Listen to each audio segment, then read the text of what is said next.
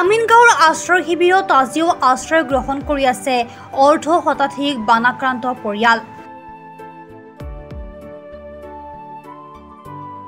আমিনগাঁৱৰ দুখনে স্কুলত আশ্ৰয় গ্ৰহণ কৰা বানাক্ৰান্ত আজিও যাব পৰা নাই আপোন ঘৰখনলৈ।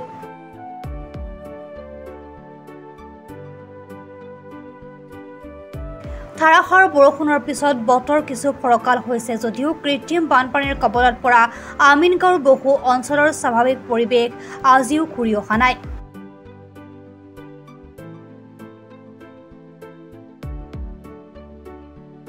শিবিৰত আশ্ৰয় লোৱা বানাক্ৰান্ত লোকসকলক বিভিন্ন ধৰণে সহায়ৰ হাত আগবঢ়াইছে হৃদয়বান লোকসকলে।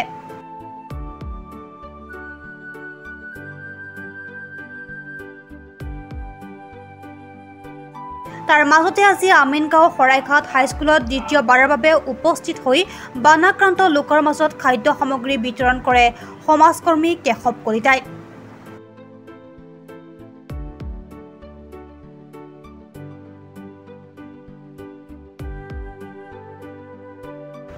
চাউল, দাইল, মিঠাতেল, আলু, পিঁয়াজ, নিমখকে আদি কৰি বিভিন্ন ধৰণৰ সামগ্ৰী বিতৰণ কৰে সমাজকৰ্মীজনে।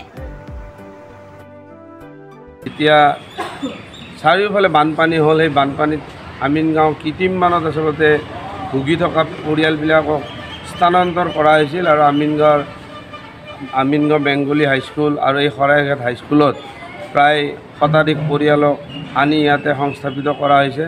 আৰু আমি বিগত দুদিন আগতে বেংগলী হাইস্কুলতো আমি এই বানাক্ৰান্ত পৰিয়ালখিনিক সাহায্য বিতৰণ কৰিছিলোঁ।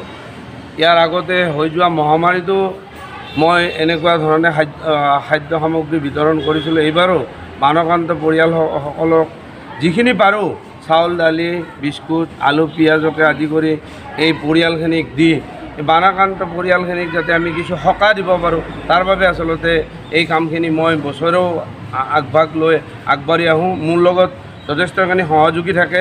তেখেতসকল ইতিমধ্যে বিপিন দাস ডাঙৰীয়াও মোৰ লগতে আছে আৰু এই ৰিংকু দাস ডাঙৰীয়া, এনেকৈ বহুকেইজন পৰিয়াল সদস্য আমি লগ হৈ একেলগে এই বানাক্ৰান্ত পৰিয়ালসমূহক সহায় কৰাৰ কাৰণে প্ৰত্যেক বছৰে আমি চেষ্টা কৰোঁ। চাংচাৰীৰ পৰা খৰ্গেশনাথৰ ৰিপৰ্ট, প্ৰাতঃ টাইম ডিজিটেল। শদিয়াৰ পৰা ধুবুৰীলৈ, বৰাকৰ পৰা ব্ৰহ্মপুত্ৰলৈ সকলোৰে মাজত চিনাকি এটা নাম প্ৰাতঃ টাইম। থলুৱা ভাষা, কৃষ্টি আৰু সত্য বাতৰিৰ আধাৰত প্ৰতিষ্ঠিত খবৰ প্ৰাতঃ টাইমৰ প্ৰতিটো বা বাতৰি পুংখানুপুংখভাৱে চাবলৈ Facebook, YouTube, website, Twitter, Instagram আৰু ব্লগাৰ পেজত লাইক আৰু ফ'ল' কৰক।